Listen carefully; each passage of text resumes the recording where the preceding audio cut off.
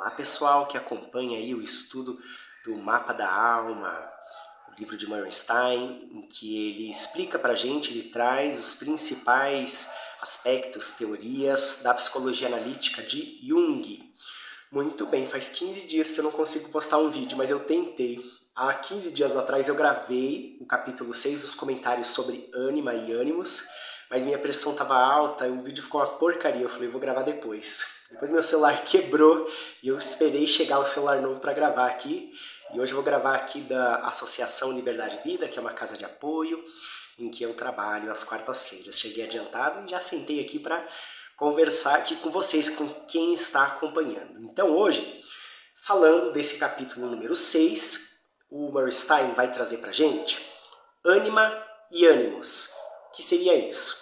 Ânima e ânimos, a gente está falando naquele processo já indo mais para nossa profundidade, né? Que a gente sai da superfície do ego, das personalidades, vai passando pelo inconsciente pessoal, pelos complexos, fala do inconsciente coletivo, dos arquétipos, e aqui a gente vai mergulhar um pouco mais nesse campo, da coletividade. Então, ânimos e ânima são os arquétipos do masculino e do feminino.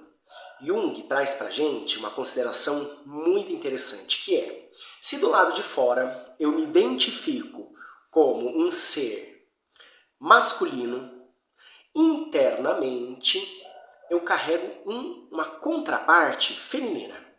Do mesmo modo que alguém que se considera, se reconhece como um ser feminino, internamente essa pessoa carrega uma contraparte masculina. Na época dele, isso era algo assim muito inovador. Imagina, né? Há mais de 100 anos, você falar que existe uma mulher dentro de um homem e um homem dentro de uma mulher era algo assim absurdo. Mas a gente tem que entender que essa realidade que a gente vive, as coisas estão organizadas por dualidade. A gente vive num mundo dual, em que existe o masculino e o feminino, em que existe a noite e o dia, o claro e o escuro, em que existe uma ideia de bom, de mal, de certo e de errado, e a gente percebe as coisas dessa maneira. Óbvio que se o Jung estivesse vivendo hoje em dia, essa declaração ela não seria tão polarizada, né? Tão binária entre homem ou mulher, masculino e feminino. Mas para a época isso não estava em discussão ainda, né? Mas alguns estudiosos pós-Jung, né, uns neo-jungianos, eles trazem para a gente que pode ser que uma pessoa tenha a fisiologia masculina, mas a essência dela seja uma essência feminina, né? Ou uma pessoa que nasceu biologicamente como um homem, se reconhece como uma pessoa trans, e aí ela vai ter a contraparte, essa parte que está viva no nosso inconsciente, aquilo que é o oposto do que ela se identifica. Mas vamos nos manter aqui nessa forma mais simples de tentar entender o que é ânima e ânimos. Então, quando a gente fala ânima e ânimos, nós estamos usando palavras que já existiam, e essas palavras significavam ânima, alma, e ânimos, espírito.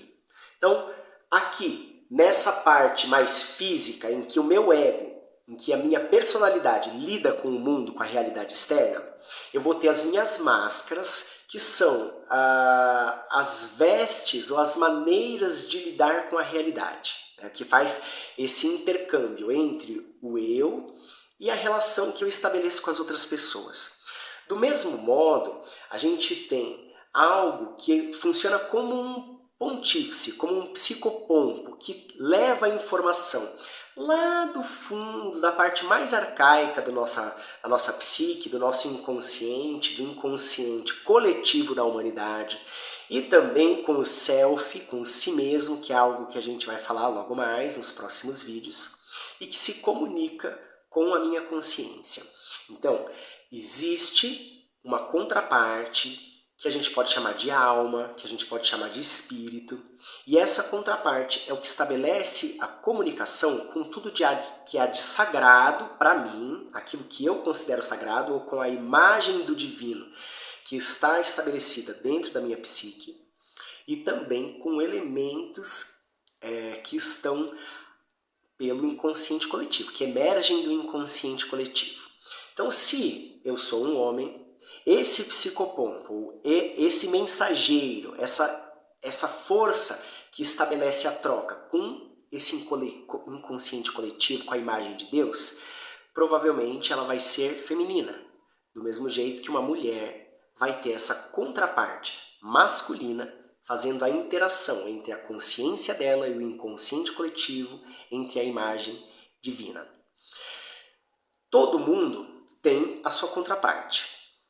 E o ideal seria que a gente entrasse em contato com essa contraparte e não vivesse polarizado com essa identificação do nosso ego, com essa identificação da nossa consciência sendo masculina ou feminina. O ideal é que a gente trabalhe esse outro aspecto porque ele vai trazer muitos recursos para a gente, ele vai trazer muito equilíbrio para a nossa vida. Como que a gente lida com esse aspecto, com essa força, né?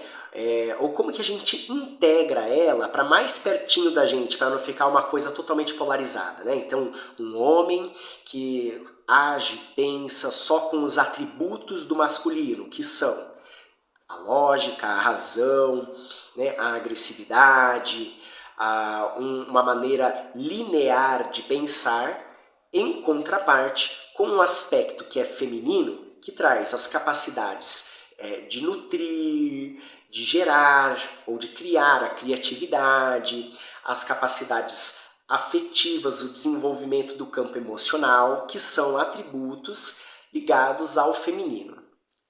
Não estou querendo ser machista, dizer que existe um comportamento que é do homem e um comportamento que é da mulher. Eu quero dizer o seguinte, lembra quando a gente falou de arquétipos, que o arquétipo ele é algo que vem ainda antes, é uma ideia, é como se fosse uma caixinha que está vazia, mas que tem uma ideia primordial e que habita um inconsciente coletivo. Quando essa ideia passa para o nosso inconsciente pessoal, ela é carregada das informações culturais de um determinado povo. E aí ela vai ter uma cara específica, vai ter uma figura arquetípica. Nos últimos séculos, milênios, as mulheres ficavam em casa cuidando dos filhos, amamentando, enquanto os homens iam trabalhar na rua. Então, não é uma invenção. No inconsciente pessoal e ainda no inconsciente coletivo, que isso foi uma situação muito comum em diversos povos, a informação da nutrição, do cuidado, do amparo, do desenvolvimento, dessa maternagem está relacionada à mulher. E de lidar com a sociedade, com a comunidade, com um pensamento mais lógico, até porque mulheres não podiam estudar. Isso está mais ligado a uma figura arquetípica do homem, que um dia pode ser que isso se transforme. Mas hoje a gente já vê isso acontecer na nossa sociedade, de que essas coisas não funcionam mais assim na prática. Mas no inconsciente, na coletividade, essa informação ainda existe.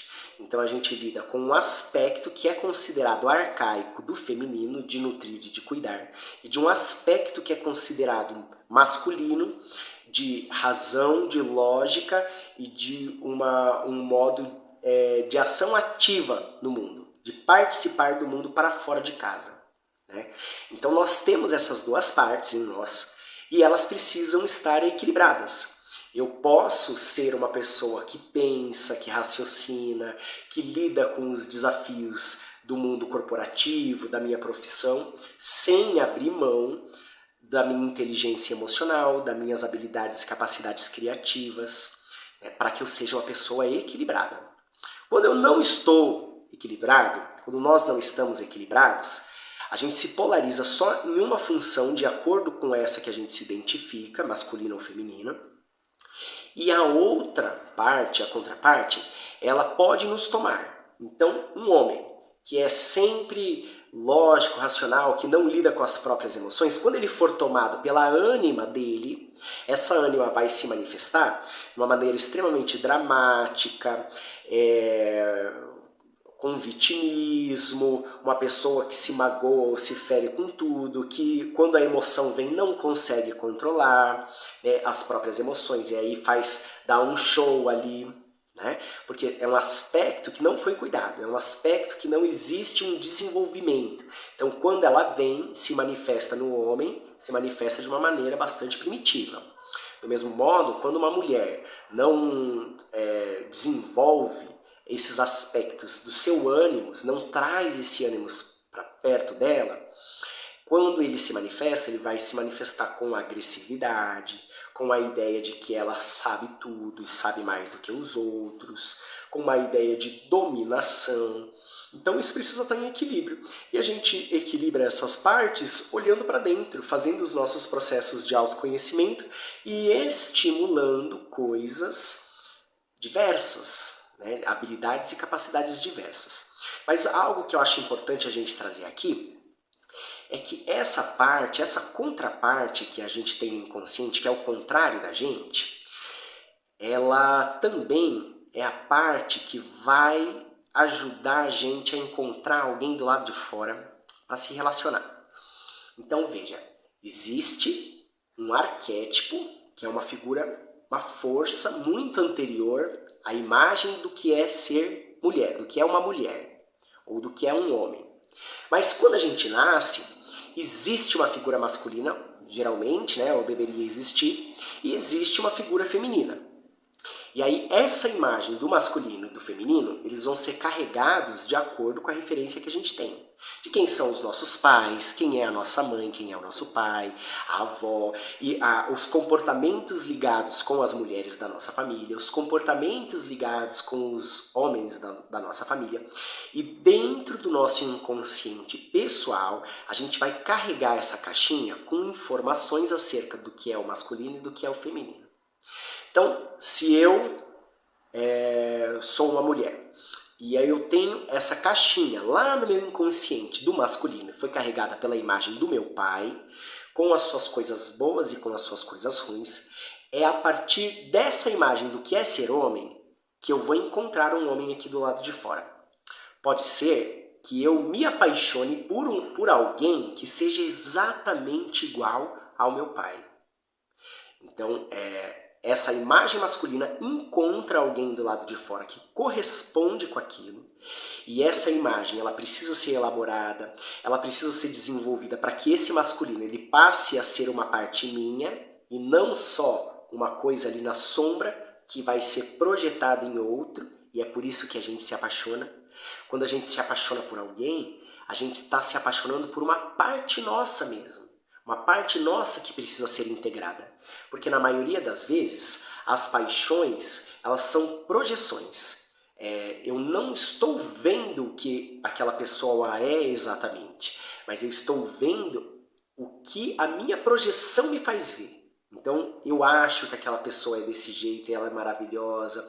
E ela é algo que a minha essência precisa encontrar essa outra parte, para que eu seja um ser em totalidade, com as minhas polaridades aqui presentes, né, mais próximos de mim, da minha consciência. Mas como a gente não faz isso, geralmente a gente projeta essa contraparte e se apaixona por alguém. Do mesmo modo, né, que um homem tem a informação do feminino a partir da imagem da sua mãe, das mulheres da sua família. Ele geralmente vai projetar, não é que ele vai escolher quem ele vai projetar, a própria psique vai reconhecer do lado de fora alguém que contempla aquelas características, que tem algo de semelhante com a minha mãe, ou que conversa com o registro que eu tenho da minha mãe. E aí ela vai criar uma paixão. Ela vai se projetar na imagem daquela pessoa e eu vou pensar que eu estou apaixonado ou que eu amo aquela pessoa. Mas a princípio, eu não estou apaixonado por aquela pessoa. Aquela pessoa está refletindo a figura do feminino que existe dentro de mim. Agora você pode estar se perguntando, mas o meu companheiro ou a minha companheira não tem nada a ver com a minha mãe. É totalmente o contrário. E aí eu vou te dizer o seguinte, se você tem informações que não são positivas ou questões que você não gostaria de encontrar no seu companheiro, que são parecidas com seu pai, e aí você tem um companheiro que é totalmente diferente do seu pai, Ainda assim, essa projeção ela tem uma ligação com a imagem do seu pai. Porque você não está apaixonado ou apaixonada por alguém que você escolheu. Você se apaixona por alguém que está se comunicando com aquela contraparte. Ainda que seja para dizer o seguinte, esse cara é diferente do meu pai, então é ali que eu vou. Você entende? Que é uma resposta dessa imagem do meu pai. Então meu pai era isso e aquilo outro, então eu vou buscar o outro lado. Não é uma escolha livre. Né? A escolha ela se comunica com o registro que a gente traz ali. Esse fenômeno, na psicologia analítica, a gente chama de enantiodromia, que é eu acho que eu estou fazendo uma escolha diferente, só que, na verdade, eu estou sendo mobilizado por aquela informação a buscar o outro lado, a outra polaridade dela. Então, ela não é uma escolha consciente, né? E assim, a gente vai descobrir qual é o registro do masculino que ainda está gravado dentro da gente. E com uma pessoa, a gente vai desenvolver, conforme a gente se relaciona, essa contraparte é projetada, eu me aproximo, eu interajo, eu vivencio isso de uma maneira às vezes bastante dolorosa. Por quê? Porque eu não faço o meu processo de olhar para dentro, de falar dos meus complexos, de falar da minha história, de como eu me desenvolvi, como eu cresci, qual que é a imagem desses masculinos ou femininos do meu pai e da minha mãe que estão dentro de mim. Então eu vou precisar encontrar alguém do lado de fora para ter todos esses conflitos, para ter todas essas vivências, ver o que serve, o que pode ficar, o que não pode, para me conhecer mais, para integrar mais desse outro lado ao interagir com essa outra pessoa. E aí pode ser que chegue um momento em que essa pessoa não sirva mais e a paixão passa, a projeção se recolhe. Se eu conseguir desenvolver o que eu precisava, se eu conseguir integrar o que eu precisava, que foi projetado na imagem daquela pessoa, e eu tenho maturidade suficiente para continuar esse processo sem precisar projetar as minhas questões internas na outra pessoa, a gente pode se amar e continuar junto, sem estar apaixonado. Aí sim a gente ama alguém. Eu amo e respeito e eu quero estar aqui junto com essa pessoa. Agora, se eu recolho toda essa projeção, mas uma das partes ou as duas partes não conseguem ainda lidar com as próprias questões sem responsabilizar ou sem projetar no outro, ou se percebe também que às vezes fez uma escolha muito ruim baseado no registro que ela trazia, e não é aquele tipo de pessoa que ela quer se relacionar, ela precisa se relacionar ou merece se relacionar com alguém melhor. Então pode ser que essas pessoas terminem os seus relacionamentos e comecem outros. Quando que a gente sabe que a gente está bem com a nossa ânima ou com o nosso ânimos? Quando a gente passa a fazer escolhas de quem a gente vai se relacionar. Escolhas, às vezes, que eu posso escolher assim, eu não estou perdidamente apaixonado por essa pessoa, eu não sinto aquele frio na barriga, eu não estou naquela coisa louca, né? Que é a paixão. Mas essa pessoa me agrada, essa pessoa eu respeito, essa pessoa me faz bem. Eu gostaria de ter uma vida com uma pessoa como essa. Então eu acho que eu vou dedicar o meu tempo, o meu carinho e o meu afeto para criar um vínculo com essa pessoa. E aí a gente vai construindo uma relação que se baseia em respeito, em amor, em enxergar o outro como ele realmente é e não necessariamente pela projeção que eu trago no meu inconsciente. Né? Até porque a maioria das vezes quando as pessoas terminam um relacionamento, elas dizem assim: quando a gente começou a se relacionar, você era totalmente diferente, ou ele era diferente. Na verdade, ele não era diferente, ela não era diferente. É que você não enxergava o que ela era. Você estava enxergando a projeção do seu ânimo ou da sua ânima naquela pessoa. E quando a projeção foi recolhida, você viu ela pela primeira vez. Ok? Espero que isso aqui tenha trazido alguma reflexão para você. Deixe aqui seus comentários, comentem aí o que vocês estão achando, se vocês gostam. Se puderem, compartilhem com outra pessoa. E eu estou à disposição para análise e atendimento terapêutico. Basta entrar em contato comigo, tá bom? Um abraço, gente. Até o próximo vídeo. Gratidão.